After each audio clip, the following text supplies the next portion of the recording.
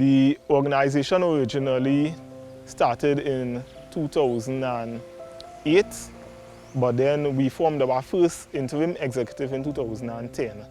And from that time to now, we focused on advocacy and education. So what we would have done was started a Facebook group. Eventually we end up with our Facebook page and stuff like that, and we continue to focus on sharing things like the rights of a child, explaining what the different forms of child abuse are, explaining the legislations that were at the time available in Trinidad and Tobago. And as I say that, I will mention one time that at the time when Pro-C-Vane was formed, Trinidad and Tobago was still using the 1925 Children Act. And even though in 2000 there were amendments passed in Parliament, they were not proclaimed. Then in 2012 there was a new Children's Act that was only proclaimed in 2015. So between 2010 to 2020, we have had to transition from the 1925 Children's Act to the 2012 Act that was proclaimed in 2015. So we had been going to schools, going to communities, any groups that we found an audience, and explain the legislation, explain the rights of a child and how they can be protected, as well as how adults can play their part to ensure that children enjoy the benefits of the rights that are out there for them.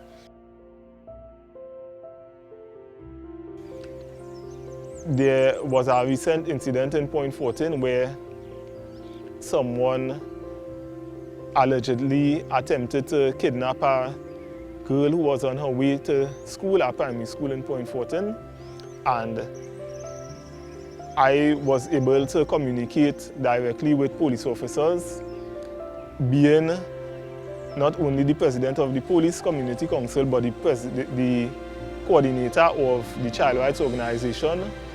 In that capacity, reaching out to them and seeing that we could get some assurance that they are working.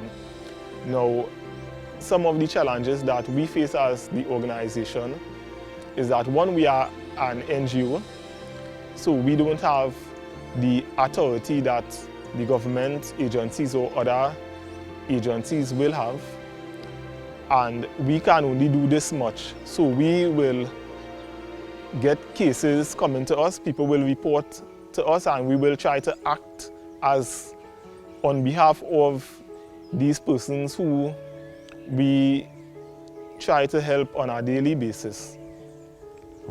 The justice system is the main challenge. That is where things usually fall apart, if it actually does, because the police will go all out, put their lives on the risk, they will make a capture, and what happens next is not always up to them.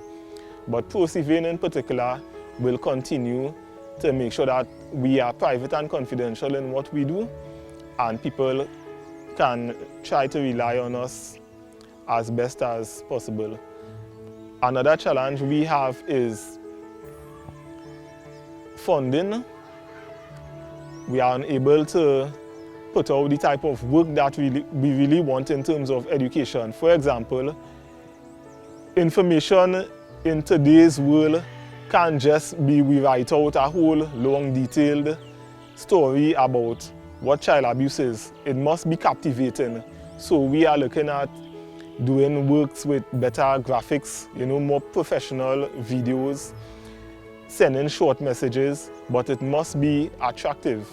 And we don't have that type of resources like camcorder, professional editing and stuff like that we need in order for persons to even give attention before they even think about buying into what we are saying, right? So that is one of our disadvantages, which we hope will be solved soon. We want to be able to get the message to sink into the heads of somebody who might be thinking about going to abuse a child, because sometimes these persons will abuse themselves.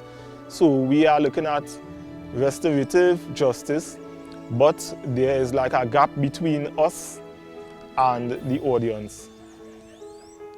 Recently in Point 14 again, I live Point, so I speak more about issues that I personally had to intervene in. There would have been persons, there would have been children falling in an oil well and almost drowned. Now, this again comes back to the negligence of the authorities, because these children almost died.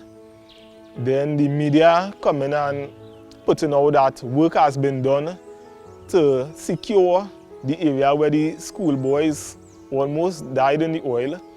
And upon our research, upon our direct investigation, we actually went to the site and see that nothing was done. So at any time, a child could go and fall into the oil again, and that is just behind a school, that is behind a primary school. So Petrotrin could blame Heritage that is there now. Heritage could say they came and met that day.